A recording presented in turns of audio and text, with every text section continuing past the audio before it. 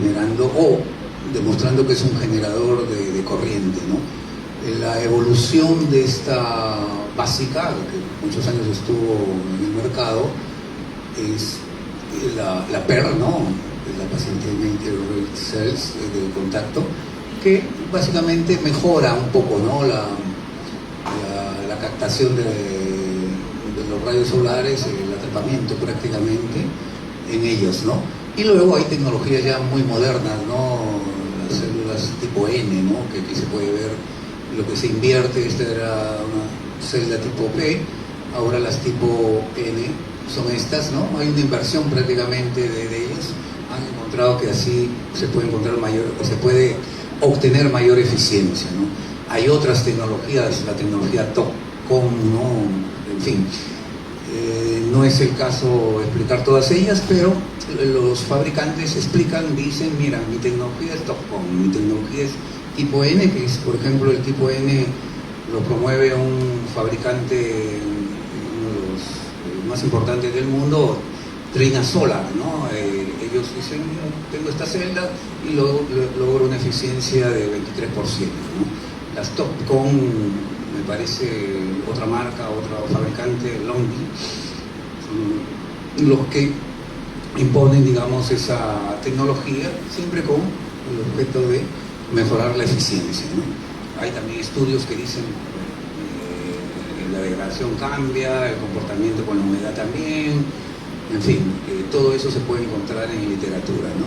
Pero a la hora de elegir evidentemente el panel fotovoltaico, pues hay que tener en cuenta diversos factores. La ventaja general que en el Perú se puede disponer de paneles fotovoltaicos certificados a un nivel europeo, a nivel de IEC, a nivel de pruebas y normas europeas más exigentes, y también evidentemente están incluidos en clasificaciones, por decir, de instituciones financieras, ¿no? Que les ponen un nivel determinado, ¿no? Un taller, un tier, que dicen cumple el tier 1, tier 2, entonces son muy confiables y se encuentran más o menos en estudios, digamos, de mercado que hemos realizado, 6 marcas de los top 10, ¿no? De los 10 fabricantes certificados que hay en el Perú. Y creo casi todos chinos, salvo uno, Canadian Solar, me parece, ¿no? El único fuera del sudeste asiático, ¿no? Bueno, aquí es una comparación simplemente de los paneles fotovoltaicos. Bueno, yo he visto paneles de primeros proyectos de 50, ¿no? Pero aquí había, este es un Longi, ¿no? Hace 3 años atrás que lo hicimos para un proyecto, pues decía 450 vatios pico, que no es una potencia despreciable, todavía se usa, y obtenía o aseguraba una eficiencia de 20%, ¿no? Ahora en un proyecto de bombeo que ya ha quedado, bueno, ha sido superado, pero se adapta bastante bien a los controladores y a los inversores de sistemas de bombeo. Tenemos uno de 575, marca, es, si no me equivoco, ahora no recuerdo si es posible que sea Trina o que sea Astro Energy, pero bueno, tiene una variabilidad positiva dentro de su rango estadístico de producción de paneles, pues de más 5 vatios, o sea, podría darme hasta más 5, si es que tomo pues un grupo de paneles fotovoltaicos relativamente grande, ¿no? Y habla de una, digamos, eficiencia 21.3. Ahora tenemos otros que 620, una planta, hemos instalado uno de 650, una planta generadora de energía, y nada, tiene 23, según catálogo, 23%. Bueno, entonces ustedes esto en el mercado lo pueden encontrar sin mayores problemas. Es un tema con calidades uniformes dentro de los fotovoltaicos, es un tema de costo, nada más, ¿no? ¿Cuánto le cuesta el kilovatio, el vatio pico? Y la disponibilidad, ¿no? El mercado peruano en ese sentido es muy abierto. Lo que se ve aquí son una serie de características que vamos a ir explicando, pero que tienen una lógica, ¿no? Lo primero es que arriba los fabricantes dado que las celdas pues tienen diferentes calidades, tienen todo un proceso de corte, en fin, sacan paneles de un rango determinado. Por ejemplo, aquí entre 550 y 575 tienen las mismas dimensiones, pero algunos tienen celdas también más eficientes, ¿no? Realmente, ¿no? Con ese famoso más 5%, ¿no? Se habla de que el voltaje de máxima potencia que vamos a ver ahora, pues más o menos el máximo que oscila entre este rango, ¿no? Y una serie de factores y todo lo demás que tengo que realmente leer para poder saber si es el panel que necesito en mi aplicación, ¿no? Por eso viene aquí la explicación, ¿no? Las curvas de los paneles fotovoltaicos está dada por el comportamiento y amperaje generado versus el voltaje en abscisas, ¿no? Tenemos que a una máxima radiación, que recuerdan, lo vimos en las anteriores diapositivas en la evaluación de radiación, 1000 vatios por metro cuadrado, aunque en un buen día llegaba casi a 1080, 1100, ¿no? Entonces la curva tiene este comportamiento. Para bajos voltajes tengo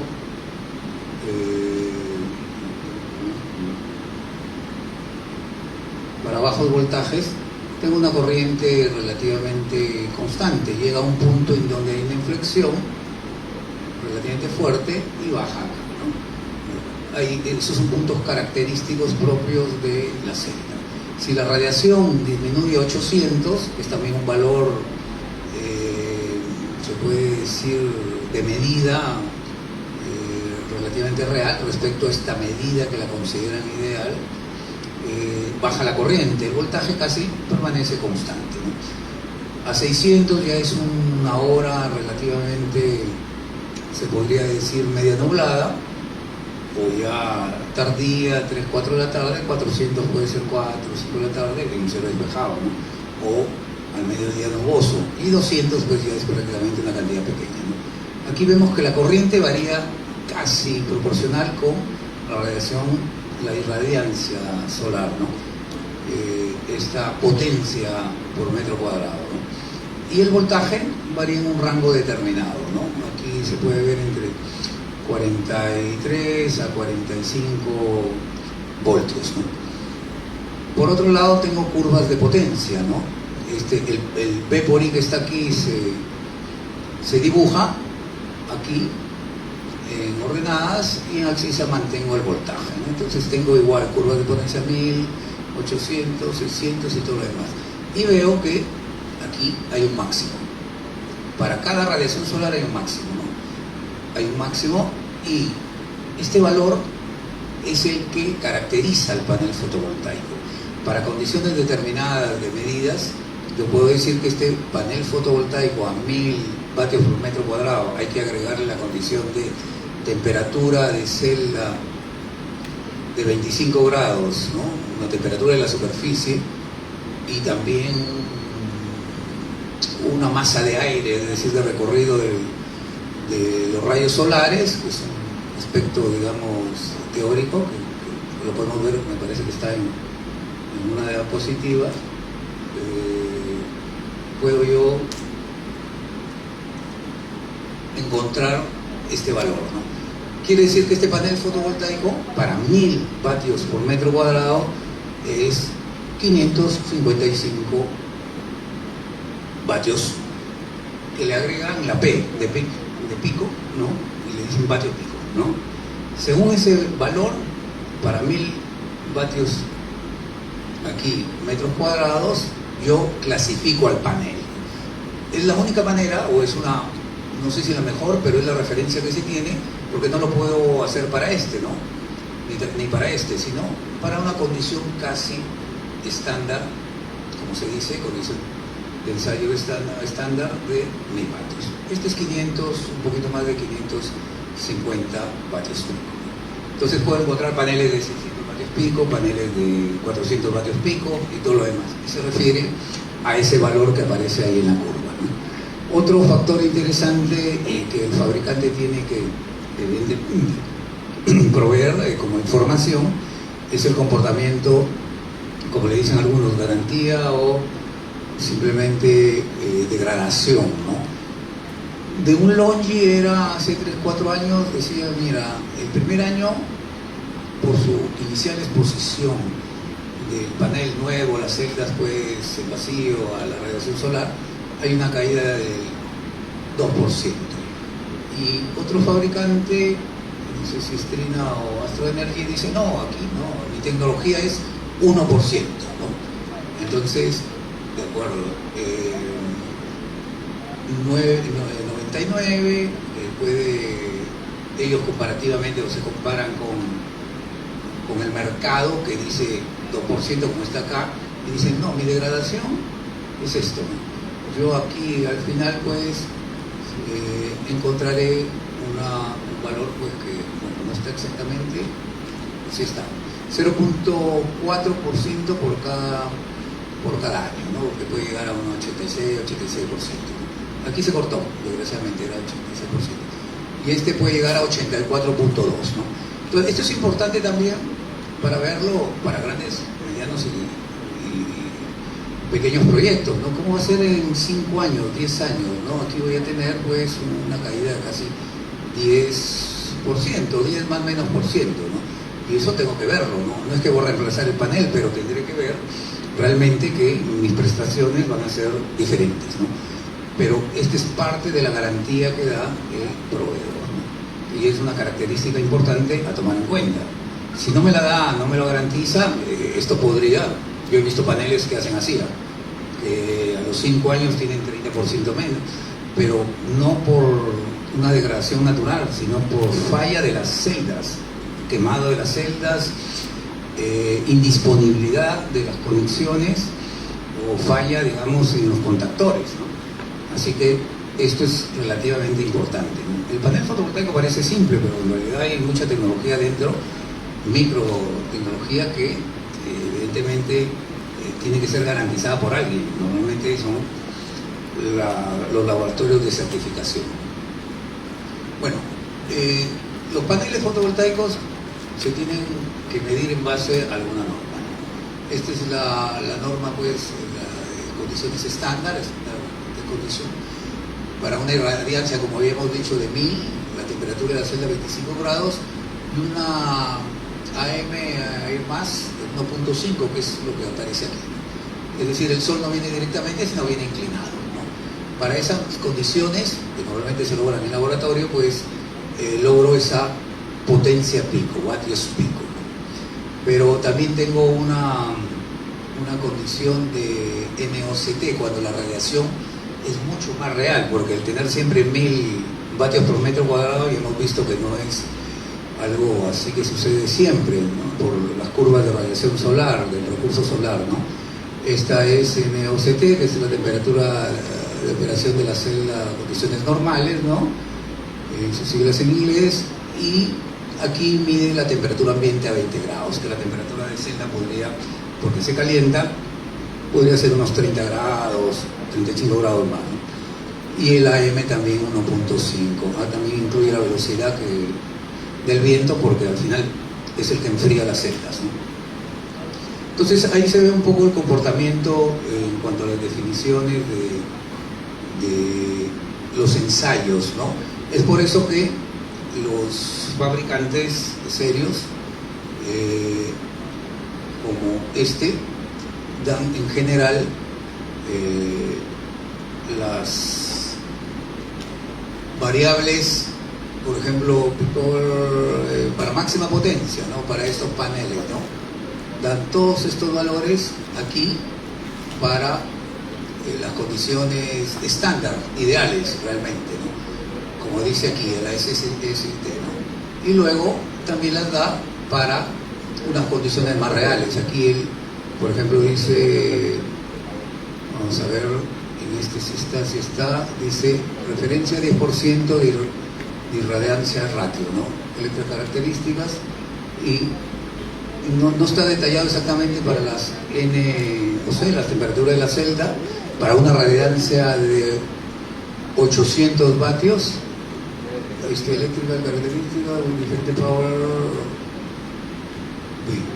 referencia a 10% de irradiación radio, ¿no? Entonces, ¿cuánto realmente va a dar para estas condiciones, ¿no? Vamos a ver si hay otra diapositiva que pueda explicar mejor esto realmente, aquí. Creo que está más adelante. Pero aquí lo que tenemos que ver es la explicación de los valores, ¿no? En este panelito que es pequeño, relativamente fácil, creo que es un panel de 8, 18, debe ser unos 80 o algo así de potencia, vemos la clásica curva, ¿no? Tenemos que ver qué factores son característicos y necesarios para el acople al controller, al inverter, al seguidor de máxima potencia, ¿no? Entonces, para estas condiciones de 25 grados y las condiciones de 1000 vatios por metro cuadrado, pues lo primero que tengo como parámetro es corriente cortocircuito, que esa la logro cuando cortocircuito del sistema, el cable positivo con el negativo lo uno, es decir, tengo un voltaje nulo, ¿no? Y por otro lado también tengo aquí otro elemento, otro valor, parámetro eléctrico, que es el voltaje circuito abierto. Abro el circuito, evidentemente la corriente es cero, con un voltímetro de corriente continua puedo medir ese voltaje que es 22 y algo más, ¿no? Realmente. Y este punto de máxima potencia del cual ya hemos hablado, se mide acá, ¿no? Los parámetros, por lo tanto, característicos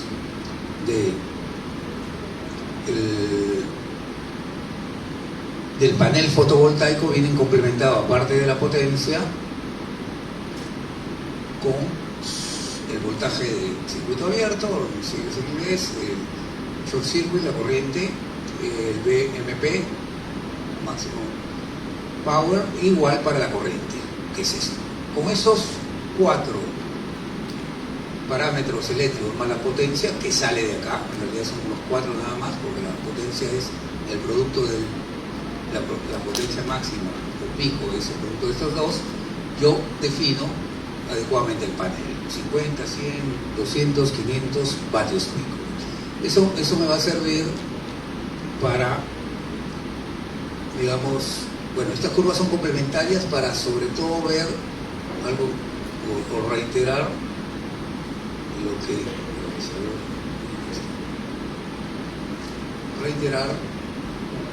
la variación con la radiación.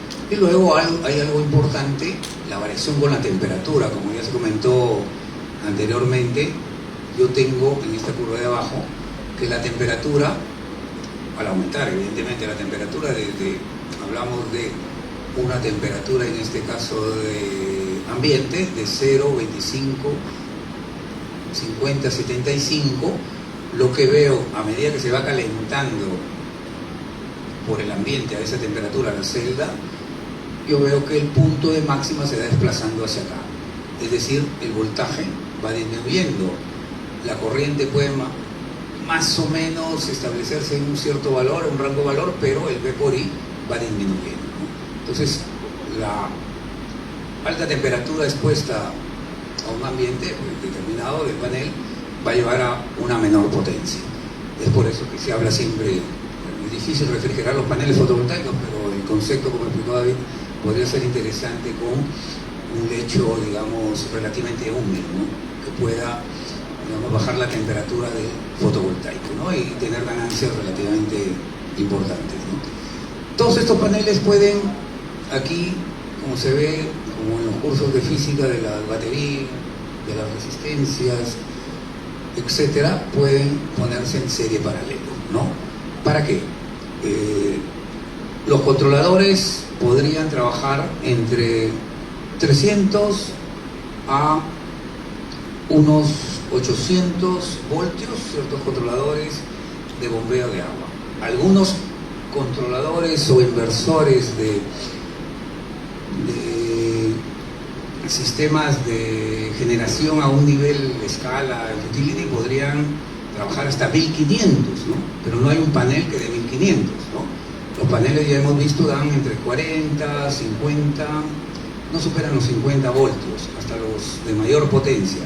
Para yo llegar a estas necesidades de voltaje tengo que enseriar, y para las corrientes y para poder aumentar la potencia tengo que organizarlos en paralelo, ¿no? Entonces un poco esta es la explicación aquí, ¿no? Yo puedo aquí, como se ha puesto, en serie, y puedo, como se hace en los cursos de física o electricidad básica, pues no, puedo aquí llegar a esta serie o llegar a este paralelo, ¿no? Con el número de paneles colocados y conectados adecuadamente. Puedo lograr el voltaje que quiera o el voltaje que requiera el controlador, ¿no? Es por eso que se hablan de cadenas. En serie se hablan de cadenas o strings de paneles fotovoltaicos, y si pongo en paralelo ya son grupos de cadenas paralelizadas, ¿no? Toda esa salida B por I lleva un aumento de potencia, un voltaje adecuado para la necesidad del controlador y una corriente lógicamente que debe aceptar el mismo controlador, ¿no? Antes de hacer la conversión al uso final de energía. Bueno, este es también un ejemplo, pero es lo mismo, ya con valores un poco reales, ¿no? Por ejemplo, en el caso de un panel fotovoltaico de 445, que tiene tensión en punta máxima 43, la corriente 10, ¿no? Y el cortocircuito y todo lo demás. Si los pongo en serie, pues siempre la potencia se sumará, aunque los ponga en paralelo, ¿no? La potencia se suma sí o sí, por las unidades de los elementos, ¿no? Pero en serie, pues va a doblar el valor del voltaje, ¿no? Y la corriente permanece la misma. En paralelo, lo contrario, la potencia evidentemente siempre es por 2, en paralelo se mantiene el voltaje y la corriente se viene multiplicado por 2 respecto al panel simple, ¿no? Entonces puedo lograr arreglos diferentes, ¿no? El punto de máxima potencia es importantísimo para los sistemas de bombeo fotovoltaico, ¿no? Es la función, se puede decir, más importante, porque yo no puedo permitir que el panel fotovoltaico que está aquí trabaje a cualquier punto, porque si yo lo dejo, entre comillas, libre, conectando una carga, una bomba o algo, pues podría trabajar acá, ¿no? Podría trabajar aquí o podría trabajar acá, pero no estaría en esto, en este rango de valores. Se habla de un punto, pero en realidad es un rango de valores, es la búsqueda del máximo valor de potencia aquí. Y eso es lo que hace este seguidor solar o traqueador, que bueno, vamos a ver mañana, en forma real, va buscando este punto que siempre trabaje acá, realmente, ¿no? ¿Para qué? Para obtener siempre la máxima potencia, aún que tenga baja radiación, ¿no? Realmente. Por ejemplo, aquí yo tengo estos puntos. Si va bajando la radiación, tengo estos puntos. El seguidor tiene que hacer esta curva. Muy baja radiación, ubicarse acá. No ubicarse acá. Ubicarse en este punto. Y esa es la electrónica, evidentemente, de control que se tiene en el caso de los sistemas controladores inversores, tanto para bombas como también para el caso de redes eléctricas conectadas a red on grid, o también redes o sistemas, aislados off grid, que tratan siempre de buscar este punto, ¿no? Ya es una tecnología completamente madura para todos esos elementos que trabajan con sistemas fotovoltaicos, ¿no? Entonces, ¿por qué? Porque cambia constantemente la radiación y por lo tanto el comportamiento de la curva característica del fotovoltaico. Bueno, esta es una explicación de todo lo que hemos dicho, de la importancia del máximo, ¿no? Del valor máximo. Bueno, una foto de catálogo en donde se ve, pues, aquí la explicación, ¿no? de la operación, ¿no? Bueno, se ven los paneles fotovoltaicos, se ve el inverter, aquí es DCAC, y la bomba, ¿no? Tenemos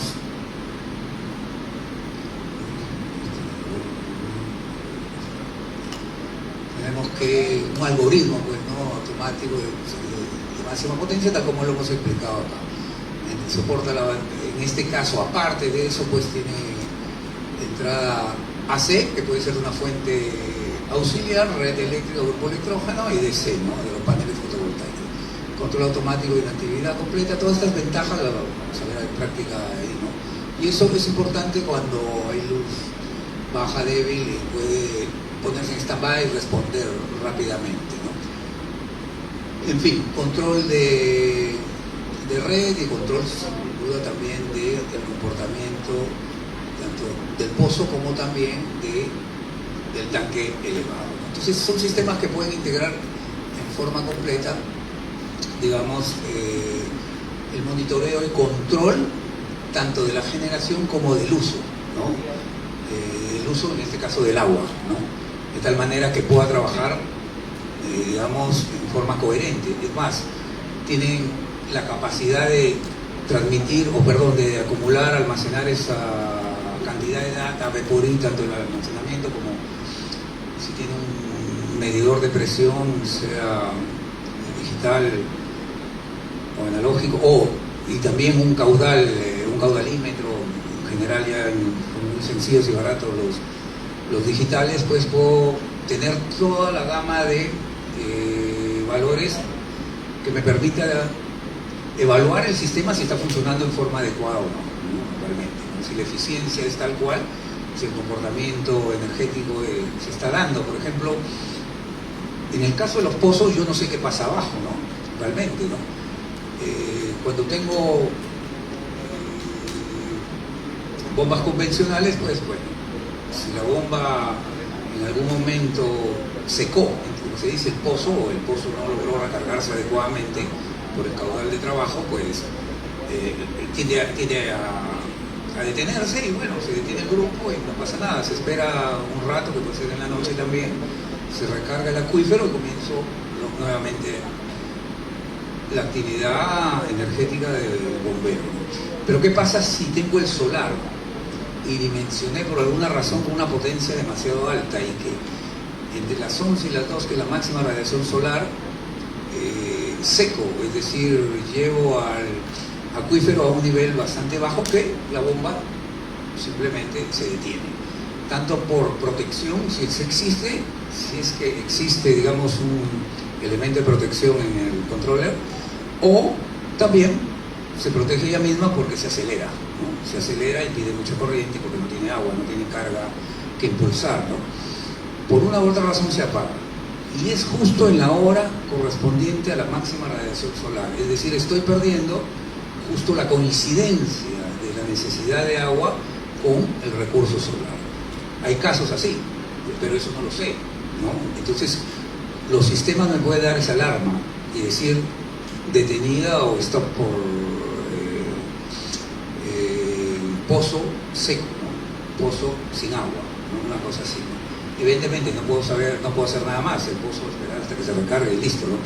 Es por eso que la importancia del análisis del pozo de agua, la fuente de agua, por ejemplo, en el caso del río Piura, el caudal puede ir de unos metros cúbicos, como está ahora, 100, 200 metros cúbicos, hasta fenómeno del Niño 5000, ¿no?, metros cúbicos por hora, ¿no? Acá el río Tumbes creo que es más estable, debe tener sus variaciones, ¿no? Si ustedes ponen una obra, evidentemente una captación ahí, tendrán que ver cómo varía lógicamente el nivel y el comportamiento a lo largo de las estaciones, ¿no? En el caso de los pozos es súper claro. Por ejemplo, en la selva, un sistema de bombeo fotovoltaico que pusimos en el río Nanay, hicimos el caizón, ¿no?, a una profundidad de 20 metros, el río estaba cerca, filtraba adecuadamente, ¿no? En la época de octubre, noviembre, como ahora también, que está el río seco, el Amazonas, los ríos selváticos, pues el nivel baja a unos 5 metros. Simplemente el comportamiento de esa fuente de agua es totalmente diferente. La altura dinámica que debería dar la bomba, pues no responde y simplemente no bombea, ¿no? La importancia de el estudio de la fuente de agua, ¿no?, es básica, que Algunos agricultores lo saben por experiencia, otros tienen que hacer estudios esposos, estudios geodésicos, estudios de la capacidad permeable o estudios del abatimiento o estudios general de la producción hídrica, ¿no? Que, en fin, es una ciencia también muy estudiada en geología, en ingeniería civil, así que no es nada, digamos, fuera, porque no me puedo permitir tener un día sin bombear, simplemente. Esa instalación fotovoltaica no renta, simplemente un día, un mes o algo, simplemente es ineficiente técnica y financieramente, ¿no? Quería ver ahora un ejemplo, tenemos un poco de tiempo acá, realmente, un caso práctico, ¿no? Esta figura que ya la hemos visto pues muestra las, digamos, variables, ¿no? ¿Qué necesito yo, no? Si tengo acá mi acuífero, entonces está colocada la bomba, tengo un nivel determinado. Este nivel determinado se le conoce como dinámico, porque ya se ha establecido un abatimiento, ¿no? Descenso de nivel, ¿no? Este es el nivel estático. El nivel dinámico es cuando comienzo a bombear, comienzo a explotar el acuífero y evidentemente tiende a armar una curva así hacia abajo. En algunos casos el bombeo es demasiado o el acuífero no tiene esa capacidad de recarga, pues el B estaría hasta acá, ¿no? Eso es lo que tengo que ver. Pero ese es un tema evidentemente de estudio geológico, de estudio productivo del pozo, ¿no? Yo tengo que tomar el nivel de la altura desde el nivel dinámico del pozo hacia el punto evidentemente más alto, ¿no? Hacia la salida de la tubería hacia el tanque elevado, ¿no? Entonces tengo esas variables, ¿no? Tengo también que hay una longitud de tubería, ¿no? Hay un diámetro que se supone lo he calculado de tal manera que las pérdidas por fricción del agua con la superficie interna de la tubería sean las mínimas posibles, ¿no? Así elijo el diámetro interno de este elemento, ¿no? Tengo también que si la distancia entre el motor y en este caso el elemento de conversión, salida, en este caso corriente continua o corriente alterna, perdón, o podría ser corriente continua, es demasiado alta, pues no sé, si es 5 metros pues tengo un cable X, si es 50 metros tengo tal vez un cable de 3 veces más, no tanto, de un calibre o área o milímetros cuadrados mayores, que implica pues un costo y también una cierta dificultad de instalación. No es lo mismo meter un cable calibre 12 o meter un cable calibre 8 por aquí, ¿no? AWG, por ejemplo, ¿no? Entonces todas esas consideraciones las tengo que tener en cuenta, ¿no? En el proyecto, ¿no? Partiendo del acuífero, partiendo de la ubicación del tanque, partiendo de la conectividad de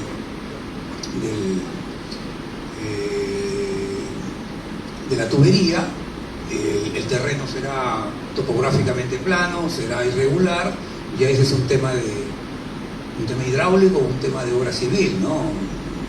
Estamos haciendo un proyecto en donde se lleva el agua de un punto de captación 10 kilómetros, ¿no? Porque solo en ese punto se encontró agua dulce.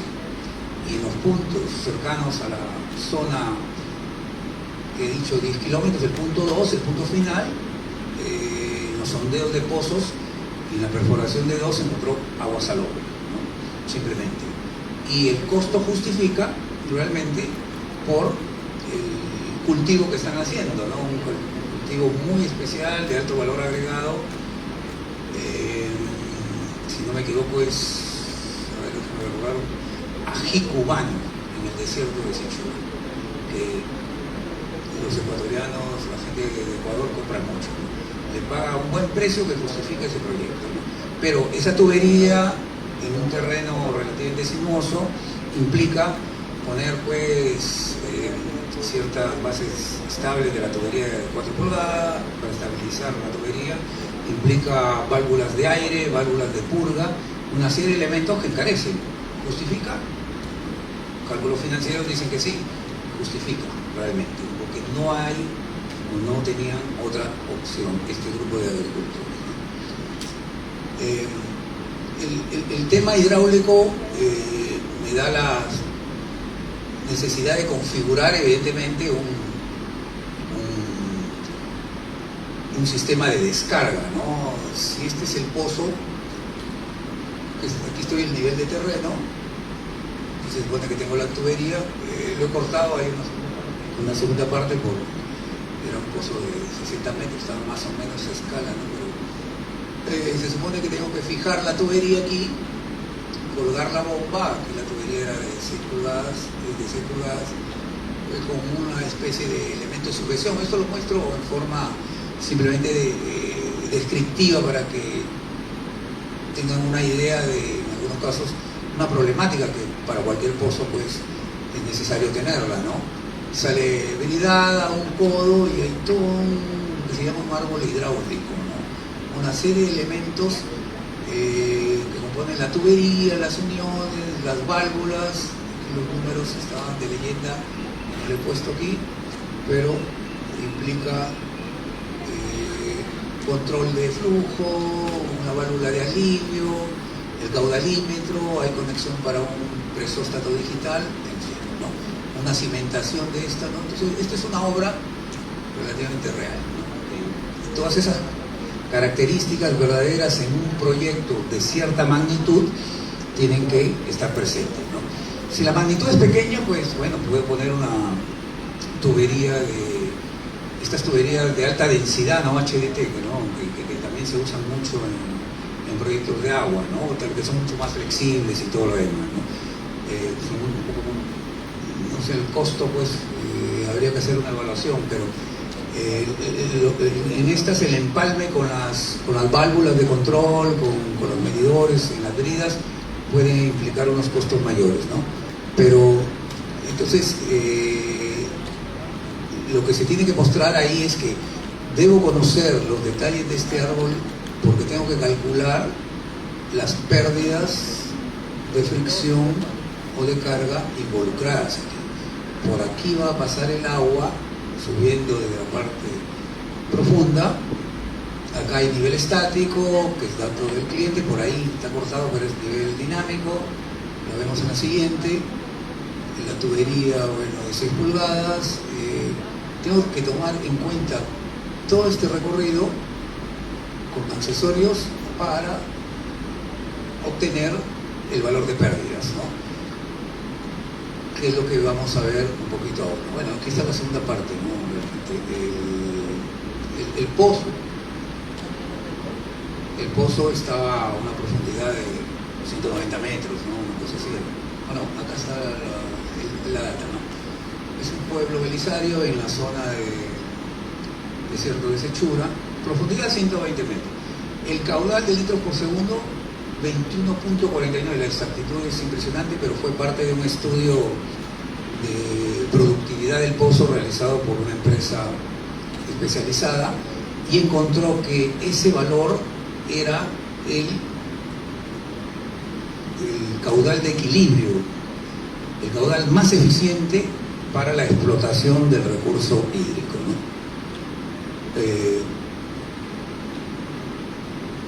Y que a ese nivel, aquí en esta segunda encontramos, aunque no parece, ya está la bomba, este es el nivel de succión, que es el punto intermedio de la bomba, y el nivel dinámico estaba ya en el anterior. Vimos el nivel estático, este es el dinámico que está más abajo, obviamente. Todos esos datos están acá.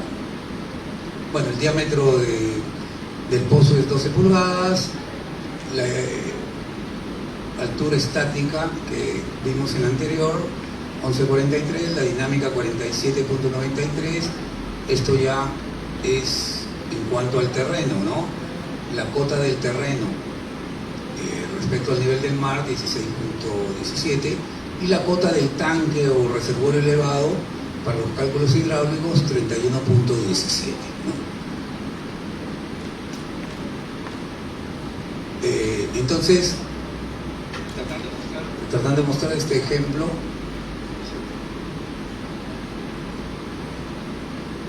tenemos que ir a una hoja Excel, ¿no? ¿Podría, por favor, quien está manejando la computadora, en mi información había una hoja Excel, si se pudiese proyectar?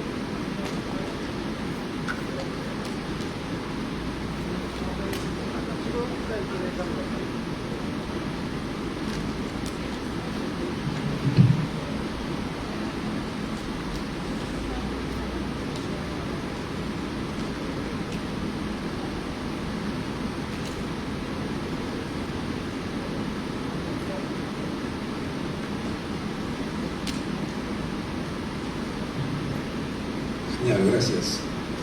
Y en algún momento le pediré un poquito bajar, pero ahorita se puede ir hacia la parte de arriba. Lo que quiero mostrar ahora son los cálculos convencionales que en la hidráulica se realizan, ¿no? O sea, que todos en un cálculo, sistemas hidráulicos, algo de física, seguro se pueden conocer, ¿no? Y mañana mostrar ya en programas un poco más detallados cómo son las simulaciones, el comportamiento de los sistemas de bombeo a lo largo del tiempo, ¿no? Entonces, bueno, ahí están los datos en la parte superior, los datos que hemos explicado. Y lo que se agrega aquí es lo primero para este caudal que se ha visto ahí, 21.49. ¿Cuál es el diámetro de la tubería? Bueno, igual, son fórmulas propias de los sistemas hidráulicos. Hay una fórmula de Dresser para encontrar un diámetro aquí con todos los parámetros, ¿no? Habla del número de horas, el bombeo, aproximadamente es 8, que también se aplica para los sistemas, digamos, convencionales, ¿no? Depende del caudal, en fin, está esta fórmula que se conoce, y según ese formato de Dresser, pues debe ser 14.48. Hay otro criterio también, el diámetro según la velocidad máxima. Hay, en el caso de hidráulica, a lo largo de las tuberías o en fluidos que circulan por las tuberías, un rango de velocidades recomendada. No puede ser muy baja, que tal vez me convendría para bajar las pérdidas de fricción. No puede ser muy baja por la sedimentación de las sales, ¿no? Ni puede ser muy alta porque lógicamente me lleva a fricciones altas, ¿no? Entonces, para esa velocidad, pues me da 15.2. Entonces, como más o menos estos dos parámetros están cercas, elijo una de 15.24 que representa 6 pulgadas, ¿no? Un área determinada de metros cuadrados, ¿no? Y aquí viene, bueno, una metodología que no va a mostrar las fórmulas, pero bueno, de acuerdo a los valores de las cotas y el dinámico que hemos dado acá, me va a dar una diferencia geométrica nada más, ¿no? Considerando, lógicamente, la profundidad dinámica, ¿no? El abatimiento es 36.5, que es la diferencia, ¿no?, entre el estático menos el dinámico, ¿no? Ahora tengo una presión de salida. El agua, pues, no es que llega al punto máximo y se quede estática, ¿no? Hay una presión de salida que, de acuerdo al proyectista, puede decir 2 metros, 3 metros, aquí he puesto 4 metros. Luego viene la distancia horizontal. Bueno, este es un dato real que fue hecho en un expediente técnico. Aquí era 40 metros y luego la longitud de la tubería, que es de hierro dúctil, con la tubería vertical de la profundidad del pozo, pues 62, tengo una longitud total, todo es 6 pulgadas, tengo entonces estos valores también de pérdidas por los accesorios, por evidentemente los elementos de quiebre, codos, etcétera, ¿no? Y puedo, con estos 15 metros totales, sumarle, ¿no? Realmente acá. Por favor, un poquito más abajo, le agradecería, en el Excel. Entonces, esto en internet hay programas que lo hacen con 4 datos, ¿no? Doy los diámetros, los caudales y todo lo demás, pero acá quería mostrarlo en forma más directa. Gracias. Entonces, la cosa es que yo llego a una altura, ADT, altura dinámica total, ¿no? 68. Tengo el caudal, puedo calcular evidentemente la potencia bajo esas condiciones. Si fuera un sistema convencional, pues ya está ahí. Lo único que ha entrado por aquí en la fórmula es la eficiencia. La eficiencia que ya vimos para el caso de las curvas de 2 fabricantes, ¿no? Que puede estar en torno a 0.35, 0.45, en fin. También se pone en la unidad de HP, que muchos, como hemos visto en esas curvas también, se refiere a la potencia, ¿no? Entonces, bueno, este cuadrito era de los cálculos propios, ¿no? Si es tubería de PVC, pues tiene un C determinado, si es tubería de fierro también, ¿no? Entonces aquí lo elegí de acuerdo a esto. Luego viene esto, módulos fotovoltaicos. Estos paneles, evidentemente, que pueden ser de diferente tamaño, he puesto uno de 4.45, ¿no?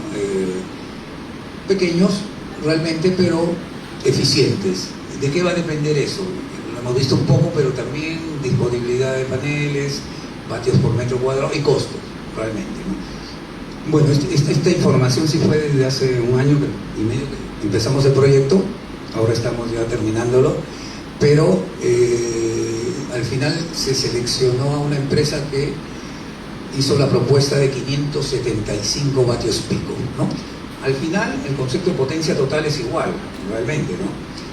Lo importante es cómo yo arreglo estos paneles fotovoltaicos para que me dé el V por I, ¿no? En este caso tengo que un módulo era, bajo estas consideraciones de estándar y la normal, condiciones normales de operación, la temperatura es Z, ¿no? Eran estos valores. ¿Qué son los valores más reales? Porque, ya como explicamos, implica 800, un poquito más arriba, por favor, ¿no? Que implica 800 vatios por metro cuadrado y no los 1000 ideales, ¿no? Ahí estamos bien. Entonces yo puedo colocarlos pues aquí en serie, en paralelo. Aquí, por ejemplo, el resultado que me daba es 17 en serie para armar los famosos strings o cadena, y 5 cadenas de 17 en paralelo, ¿no? Y aquí encuentro estos. Entonces, el generador fotovoltaico resultante para satisfacer esa necesidad que hemos expresado de caudal, altura y todo lo demás, pues estamos hablando aquí de 37.825 kilovatios pico, o 37.825 vatios pico.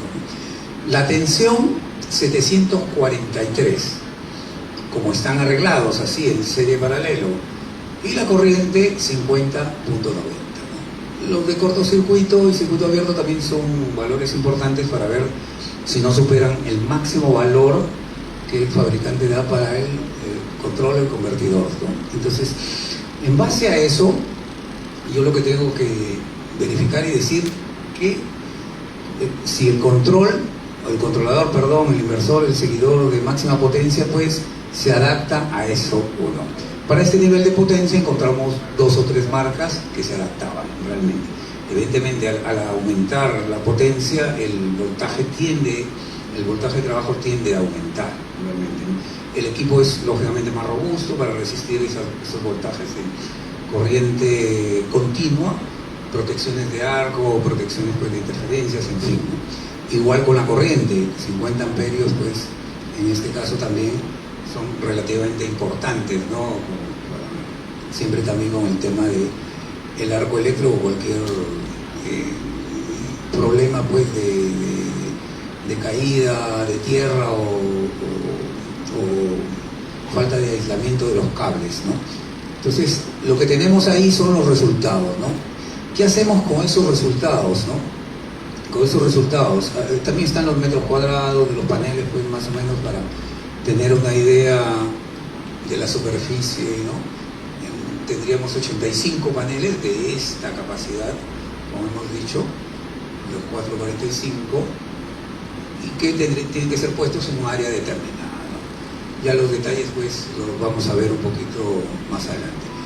Ahora, ¿cómo se comportaría el sistema? Bueno, cálculo de bomba bombeada, cálculo de agua bombeadas. Esto ya lo puse en un PVCs para ver, en base a este diseño, cuál es el comportamiento. Si puede bajar un poquito, por favor.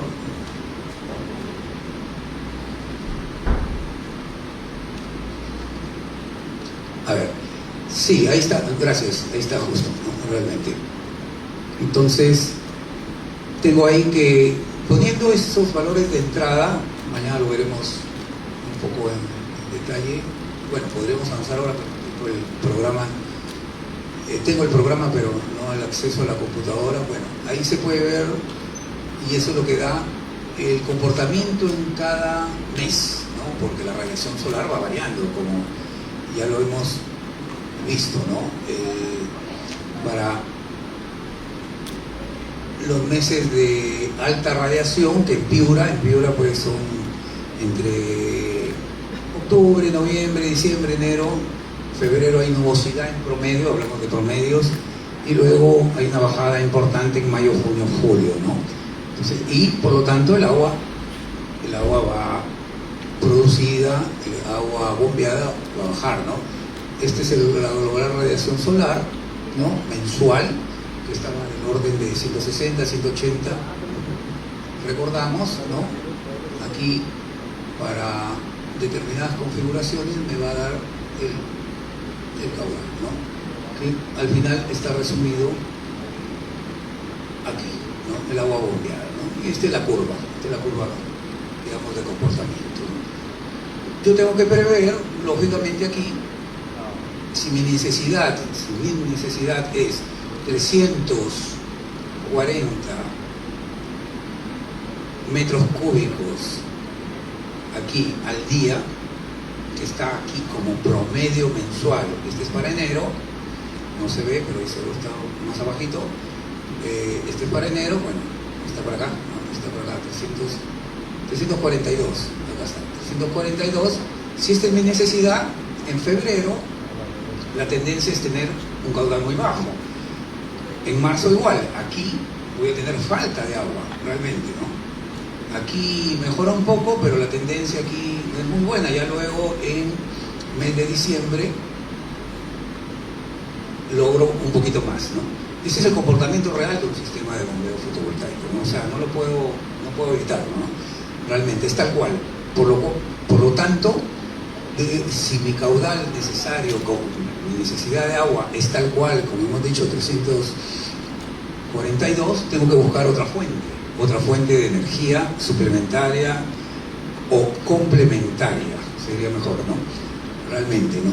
En este proyecto, en esta primera fase, se desarrolla, lógicamente, como es un emprendimiento de alta intensidad agrícola y ganadera, se va a tener que, luego de esta primera fase de instalación de sistemas fotovoltaicos, prever en la segunda fase un sistema de energía complementaria. Como es zona desértica, no hay opciones de conexión a red, va a ser un grupo electrógeno.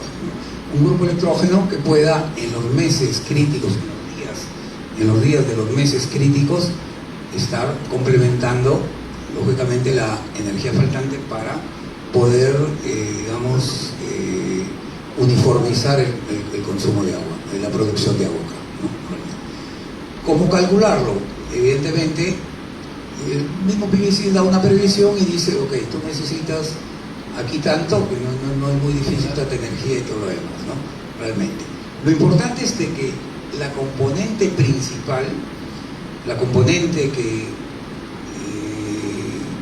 prevalezca energéticamente sea el fotovoltaico, porque si pasa lo contrario, que mi complemento sea en red, si hubiese, o grupo electrógeno, como es en la mayoría de casos, un 40-60%, pues la economía, digamos, del sistema, la sostenibilidad y todo lo demás no se vería verdaderamente justificada, ¿no? Justificada en cuanto a inversión, ¿no? Se habla pues de que, dada la necesidad de todas maneras de tener esa fuente complementaria, que esté entre un 20-30%, ¿no?, suministrando a lo largo de la operación del sistema, ¿no? Todos esos cálculos se pueden evidentemente hacer y luego ponerse en algún momento en un análisis económico, ¿no?, para saber si lo que invertí realmente y el producto que estoy obteniendo es lo que había previsto, ¿no? Entonces, con esto podríamos decir que está relativamente diseñado el sistema, ¿no? Falta, sin duda, en base a este cálculo teórico hecho o desarrollado de forma casi manual, ¿no?, en una hoja Excel, complementado con el PVC, sobre todo por estas variaciones, para que sean evidentes. Falta todo la visión del proyecto, ¿no? O sea, cómo el proceso de suministros de los sistemas, toda la procura, ¿no?, como la parte correspondiente al proceso de instalación y montaje, y la parte final, el comisionamiento, es decir, saber si ese proyecto, con todas las pruebas, protocolos y pruebas a realizar, está cumpliendo los objetivos de calidad, objetivos de rendimiento, objetivos de producción previstos inicialmente, se están dando, ¿no? Entonces, toda esa gestión es relativamente cuidadosa y compleja, ¿no? Por ejemplo, cuando salió una primera licitación de este proyecto, hablamos de hace un año, puede ser un año, hubo una escasez de paneles fotovoltaicos acá. Los postores, proveedores de sistemas fotovoltaicos, empresas relativamente conocidas y estables, decían, no, te lo traigo en 40 días, ¿no?, a diferencia de hace 2 años en que, y ahora tal vez, que en 10 días te los doy, ¿no? Es más, los saco de mi almacén y te los entrego, ¿no? Pues todas esas son consideraciones evidentemente operativas, ¿no?, que pueden variar el comportamiento en el tiempo del proyecto, ¿no? Las bombas determinadas, claro, hay proyectos donde yo ya tengo la bomba, ¿no?, como habíamos explicado antes, una instalación existente, y voy a adaptar el controlador, los sistemas fotovoltaicos y todo lo demás, ¿no? Bueno, si tengo la bomba, tengo que hacer seguro un mínimo de inspección o de pruebas, a ver si la bomba está en adecuadas condiciones para trabajar, si no está cortocircuitada, tiene buena eficiencia volumétrica, hidráulica, mecánica, rodajes, etcétera, ¿no? Entonces, eso me lleva también un tiempo, ¿no?, realmente, ¿no? El controlador variador, ¿no?, si lo tenemos por acá, en general, en proyectos que yo he estado, lleva traerlos entre 20 a 30 días, ¿no? Depende, lógicamente, del proveedor. Y bombas específicas solares llevan 60 días. Los mayores fabricantes, a ver, de 3, por nombrarlos, son conocidos, Lawrence da 40 días, 50 días. Grundfos da 3 meses, porque son a pedidos, ¿no?, las bombas solares, o las bombas que trabajan con procesamiento solar. Lawrence no, ya dije, y luego Franklin da unos 30 a 40 días. Entonces todo eso tiene una consecuencia en el proyecto, ¿no? Lo demás, evidentemente, sí puede ser adquirido obviamente en el mercado local, toda la fierrería, el árbol hidráulico, el sistema de conexiones, la cablería y demás elementos, ¿no?, que más o menos se han mostrado y que en una instalación hidráulica o eléctrica pues son relativamente comunes, ¿no? El montaje, ¿no?, algo que no hemos hablado, ya no tengo aquí ahorita ninguna diapositiva, pero mañana lo vamos a ver, de los elementos que componen el sistema fotovoltaico, las estructuras soportes, normalmente metálicas, ¿no?, que le dan la estabilidad al panel fotovoltaico, le dan la inclinación y la orientación, ¿no?, adecuada, calculada para obtener la máxima captación, ¿no?, a lo largo de un periodo, a lo largo de un año. Si son instalaciones fijas, mayormente las más comunes son instalaciones con seguidor solar. Entonces eso ya es todo un análisis de ingeniería propio, ¿no? Estructuras que deben soportar, a ver, un panel fotovoltaico de 575 vatios pico debe estar pesando unos 30 a 35 kilos, ¿no? Si pongo pues estos paneles, como hemos visto acá, salían, yo no me acuerdo, son 60 y algo paneles, pues tienen que estar adecuadamente sostenidos, ¿no? En zona desértica o en zonas críticas donde he tenido que instalar o acompañar a los instaladores en cuanto a la selva, ¿no? Donde son terrenos húmedos y todo lo demás, la cimentación es mucho más compleja, ¿no? Que en el caso de zonas o terrenos más estables, ¿no? La altura la que debe tener, luego con la inclinación tengo un frente al viento, debo saber si habrá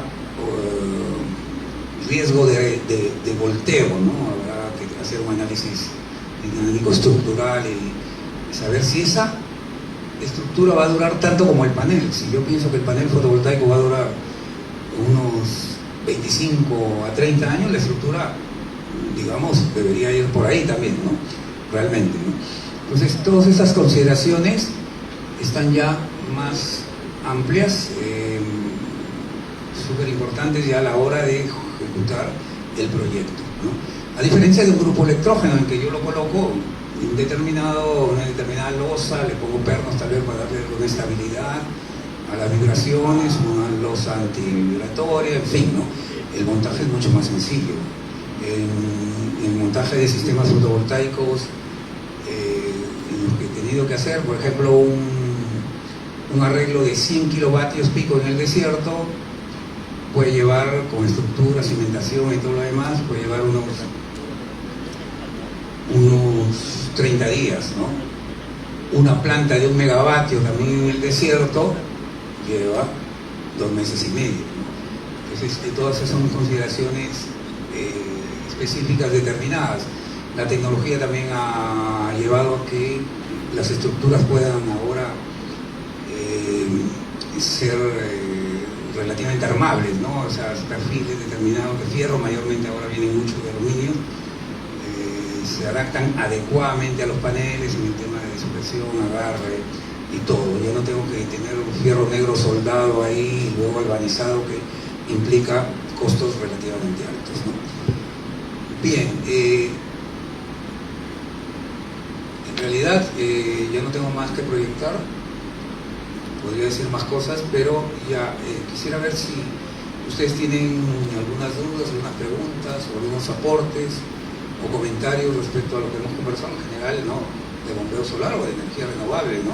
Igual, ¿no? Y cómo ven las opciones de desarrollo aquí, que sé que se han hecho cosas de energía solar acá en Tumbes, no sé si masivamente, ¿no? A veces uno va a un lugar, por ejemplo en Jaén, estuve hace unos meses, nadie escuchaba Jaén, ¿no? Pero encontré pues casas con techos solares, sistemas de bombeo aquí y allá, cercos solares, en fin, ¿no? Cosas realmente que no se conocen, ¿no? O sea, hay un concepto que se está llevando en el Perú, que es el concepto de la generación distribuida, pero no como norma ley, que es algo que todavía no tenemos, no creo que tengamos en poco tiempo. Es decir, la autorización de instalar sistemas en techos solares. Pero la gente está solucionando sus problemas con fotovoltaicos, comprándolos directamente, buscando buenos instaladores, tanto en el agua, de lo que estamos hablando, tanto en sistemas aislados para autonomía de energía, como sistemas de autoconsumo o techos solares, ¿no? Bueno, yo en casa tengo uno, ¿no? Y no le he pedido permiso a la red, no le he pedido permiso a los del sur, por decirlo, ¿no? Lo he puesto ahí, listo, como no inyecto y no interacciono con la red, solo necesito de la red su voltaje de referencia, lo tengo ahí, ¿no? Entonces, y yo veo que la tendencia es así, ¿eh? El mercado está moviéndose en eso, en la bajada de precios, la diversidad, la oferta tecnológica es tan grande, empresas que están trayendo cantidad de sistemas fotovoltaicos. Lo que sí falta en el Perú es la normalización, ¿no? O sea, la idea es no traer cualquier cosa, ¿no? Como en otros países, Chile, Argentina, Brasil, pues, tienen normas bien estrictas, ¿no? De lo que entra, ¿no? Todo equipo, panel, controller electrónico, sistema ligado a renovable, tiene que tener una certificación mínima de calidad o unos testeos básicos, no básicos, sino se puede decir mínimos, que puede cumplir cualquier equipo de calidad. Aquí sí hemos encontrado algunos sistemas que realmente no es porque se vea que son mala calidad, sino que fallan, simplemente no resisten pues los arcos eléctricos, no tienen esas protecciones, ciertos voltajes que dicen que debe resistir no lo logran, en fin. Entonces es lo único que falta. Bien, entonces no sé si tienen alguna cuestión para comentar. Ustedes, público joven, estudiante diverso y público experimentado también.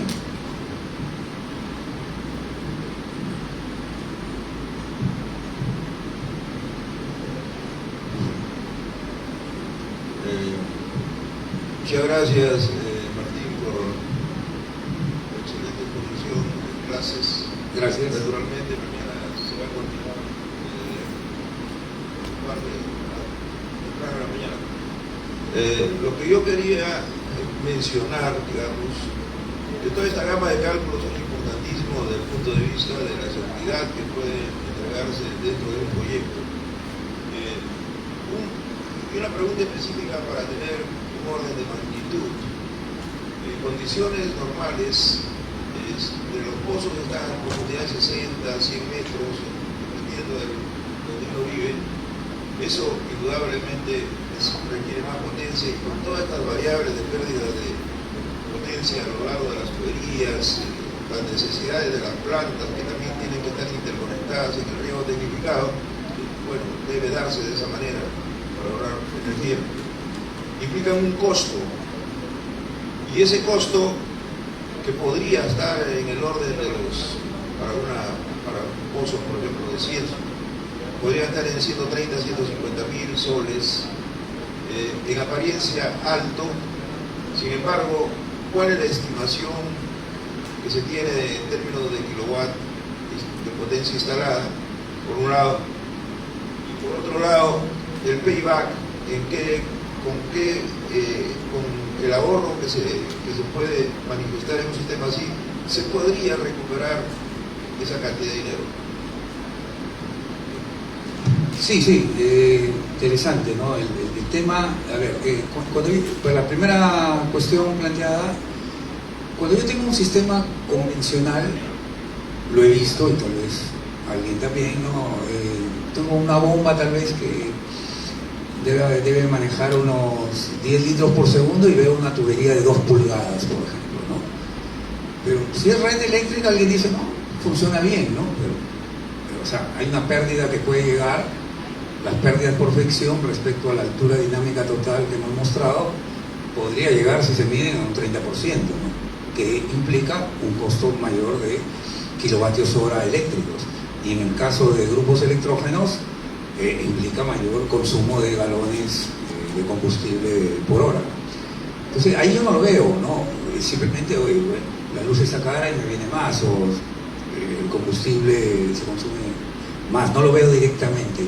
Pero en el fotovoltaico sí es muy, digamos, incisivo, realmente. O sea, es más, tener una instalación que es relativamente costosa en el CAPEX, en la inversión inicial, y perder ese 30% en fricción es ilógico, ¿no? Entonces mi ahorro, entre comillas, energético, económico y ambiental, pues no justifica, ¿no? Normalmente se tiene un criterio de que no supere pues el 10%, ¿no? En general se tiende a que 5% de pérdidas y todo lo demás. Si tengo que aumentar, o sea, porque si es 30% por ahorrarme el diámetro de tubería, digamos, estoy gastando, sobredimensionando el fotovoltaico tanto en paneles, generador fotovoltaico, como en bomba, pues ese valor, ¿no? Mejor me lo gasto en tubería, ¿no? En tubería, en mayor diámetro de tubería, ¿no? Entonces el tema de las pérdidas de carga tiene que ser muy controlada en los fotovoltaicos, ¿no? Que no se pierda, y sabemos que pierde carga, almacenamiento, energía inservible, isotrópica y todo lo demás, ¿no? O sea, no tenemos ahí ninguna ganancia, ¿no? En los proyectos se cuida adecuadamente de que no pase eso, como pasa en la electricidad, ¿no? Un cable pues seguro de 16 que uno ve colgado por ahí, pasando pues unos, no sé, unos 10, 15 amperios, pues, ¿no? O sea, nadie calculó y que pueda haber hasta tipo de temas de riesgos, ¿no? Ese es el punto, ¿no? Luego, el tema cuanto a las inversiones, ¿no? O sea, en los proyectos realizados y en los que estamos ahora nuevos, la incidencia de los paneles fotovoltaicos es bastante fuerte en la bajada de la inversión del CAPEX, ¿no? Y eso, lógicamente, ha hecho que los tiempos de retorno de la inversión se vayan disminuyendo, ¿no? Por ejemplo, en un proyecto hace ya unos 10, 15 años, ¿no? El payback era 8 años, ¿no? Bombadrumfos, paneles, pues, en ese tiempo, activos Siemens, solar, ¿no? Una eficiencia de 17-18%, ¿no? Con un funcionamiento y disponibilidad de agua al año del 75%, ¿no? Ahora, haciendo los nuevos cálculos, podemos llegar a retornos de la inversión de 4 o 5 años, ¿no? Y en algunos casos 3. En un último proyecto intensamente ganadero, realmente, haciendo un cálculo en los 2 años de operación, hablábamos de 3 años y medio, es decir, ya falta 1 año y medio para que recuperen su inversión, realmente, ¿no? Eso también está asociado cuando se ve, lógicamente, todos los costos, ¿no? No hablemos de los costos ambientales, que podría seguro mejorar, pero hablemos de los costos de la intervención humana, ¿no? El grupo electrógeno, el genset, el motor, pues, térmico necesita mano de obra, necesita mantenimiento y todo lo demás, bien costeado, y a veces la gente, aparte del combustible, que ya sabemos la incidencia es el 60%, ¿no? El costo total, aparte de eso, pues, se logra ahorros bastante importantes cuando se contemplan todas esas variables, ¿no? Si solo voy a ver el combustible, podría estar realmente medio engañoso el valor del cálculo. Ok, bueno, les agradezco la atención, espero mañana continuar y hacer ya una parte un poquito más... ¿Perdón? Yo quiero saber qué pasa con aquellos paneles solares que ya cumplieron su vida útil, porque bueno, vi una noticia justamente del otro lado de las energías limpias y quisiera saber qué es lo que sucede con aquellos paneles solares que pues, ya alcanzaron su límite de utilidad, si forman a ser parte de la basura general o tienen algún otro fin. Sí, bien, eso es interesante, el tema ambiental, que nosotros usamos la energía renovable por necesidad más que conciencia ambiental, ¿no? Pero sí, ya Europa, sobre todo, creo que Estados Unidos, pues, ya tiene centrales pues, de generación de 20, 30 años, ¿no? La excelencia puede ser el tiempo cumplido de los paneles, 25, o sea, un panel de 30 años, como mostraba en la degradación, la curva de degradación, sigue generando, pero ya no me es útil para el fin que naturalmente pues, fue previsto, ¿no? Algunos lo ponen en generación secundaria, ¿no? Ya no generación crítica, ¿no? Y lo distribuyen para aplicaciones específicas de menor exigencia. Pero en el tema ambiental ya existe la tecnología de reciclaje, ¿no? Todo desarrollado por parte de Japón y Alemania, leía algunos artículos, ¿no? Donde es que es muy cara, lógicamente, ¿no? Es más fácil reciclar el plástico que el panel fotovoltaico, porque entenderán que tienen múltiples componentes, ¿no?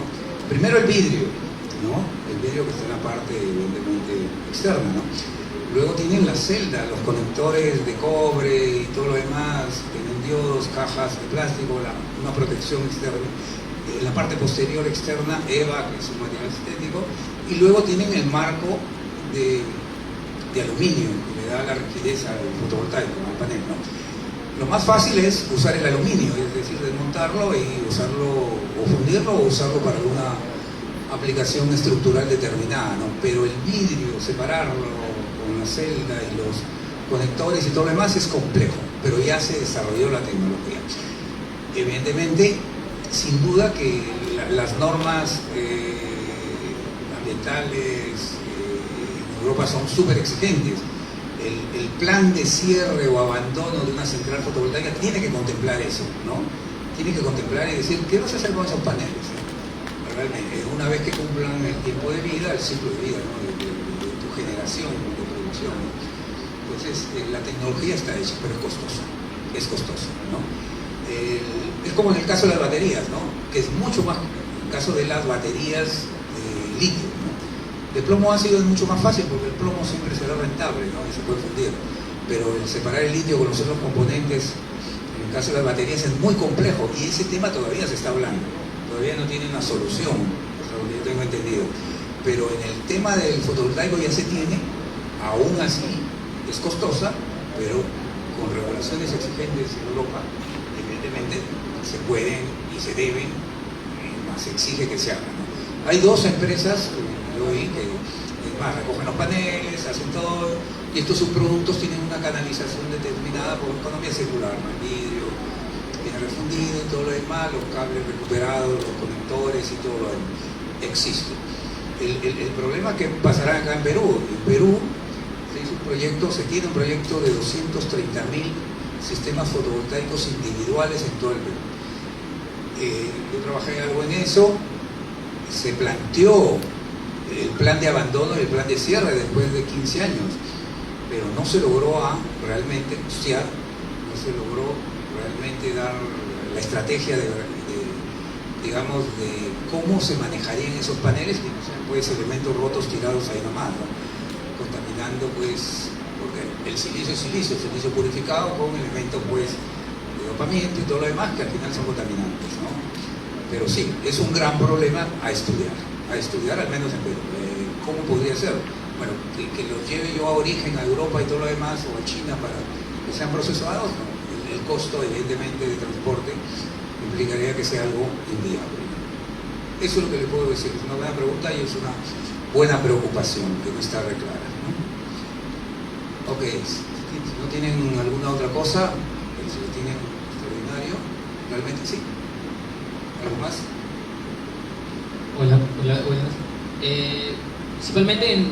Particularmente en Tumbes existen diferentes tipos de microclimas y me gustaría saber si es que existen estudios de sistemas fotovoltaicos en este tipo de microclimas y cómo la variación repentina de las variables climáticas puede afectar directamente al sistema. Sí, bien, bueno, entiendo que hay ciertos bosques húmedos, cierta zona desértica y cierta zona de mar, ¿no? Evidentemente, ¿no? Los paneles fotovoltaicos, felizmente, tienen sus materiales el aluminio, que es aluminio anodizado, protegido a la agresividad ambiental, sea evidentemente sales, sea polvo, etcétera, ¿no? Temperatura igualmente, ¿no? Se adapta adecuadamente. Lo que va a variar son las prestaciones, la eficiencia, ¿no? El vaporito, lo demás, ¿no? Sí, bosques húmedos que se han instalado en algún momento también en la zona alta de Ayabaca, de Piura, si el panel no es muy bueno, se filtra la humedad y va dañando, es más, uno ve la corrosión realmente que pasa entre los elementos conductores de las células, ¿no? La humedad mata todo, simplemente. Un panel puede morir en un par de años, ¿no? Pero paneles que estén garantizados, herméticamente adecuados, que hayan pasado las pruebas correspondientes, sí. Sobre todo es un comportamiento realmente de eficiencia energética, ¿no? La nubosidad disminuye lógicamente la producción, pero no hay días completamente nublados. Repito, en Cusco, que es una sierra, en fin, de altura 3.000, en la ciudad fue 3.300, ¿no? De las 6 de la mañana a las 12 basta para que inyecte toda la energía que el resto es nublado. Bueno, en el caso de los otros componentes electrónicos depende de las características propias de la protección, ¿no? Por ejemplo, hay inversores, controladores que tienen protección máxima, 65, ¿no? Entonces, te los puedo poner en forma externa, resisten la humedad, resisten la temperatura, el polvo y todo. Pero hay otros que tienen IP56, por ejemplo.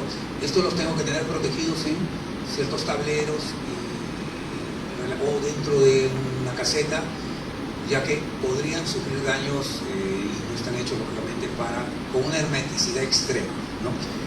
En cables el comportamiento es adecuado. Hay un tema también importante respecto a los equipos electrónicos. A medida que elevo la altura sobre el nivel del mar, normalmente a partir de los 2.000 metros sobre el nivel del mar o 3.000, yo voy encontrando cierto comportamiento, tanto por la humedad y el enrarecimiento del aire, pues voy encontrando menor eficiencia de los elementos electrónicos, ¿no? Lo que se llama un derating o una caída de su capacidad, ¿no?, de convertir o dar potencia, ¿no? Entonces un inversor de 5 kilovatios aquí a casi 30 metros sobre el nivel del mar, a 3.000 metros tiene otro comportamiento, a 5.000 peor prácticamente, su capacidad disminuye. Son cosas que tienen que ustedes, en eventuales casos de proyectos, verlo. El fabricante dice, esto hasta 3.000 metros funciona así, a 5.000 tienes que castigarlo con un porcentaje determinado de nivel de potencia, no te va a dar lo mismo, ¿no? Pero eso pasa con toda la electrónica, no solo con esto, ¿no? La electrónica en general, ¿no?, tiene ese comportamiento determinado. Otro valor es la temperatura, como hemos dicho también, mayor temperatura, pues en general, tanto el panel como también los equipos electrónicos tienden a, lógicamente, a disminuir su capacidad de generar, transmitir, convertir energía.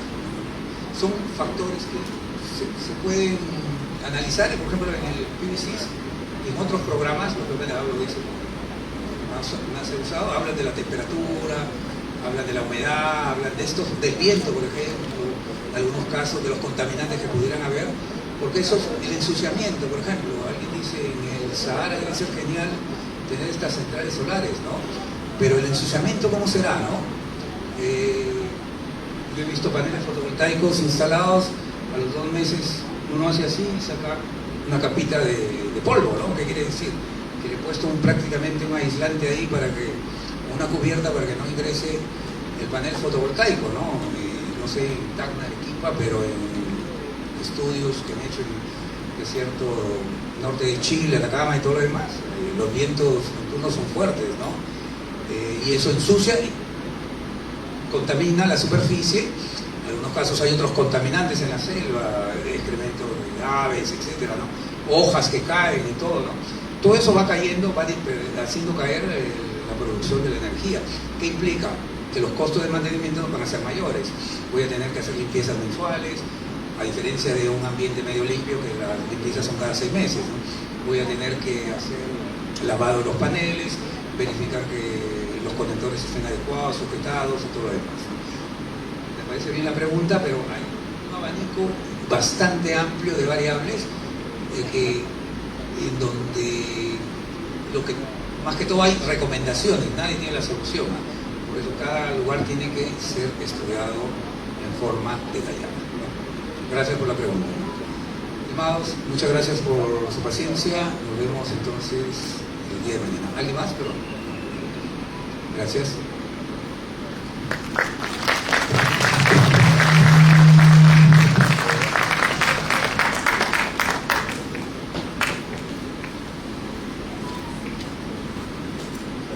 Muchas gracias. Antes de que se pasen a retirar, es preciso indicarles que a partir de las 3 de la tarde en este auditorio se desarrollará el tema secado solar e invernaderos, y en el auditorio de la Biblioteca Central de nuestra universidad se desarrollará el tema tópicos especiales de energías renovables. Así que los esperamos. Muchas gracias por su participación.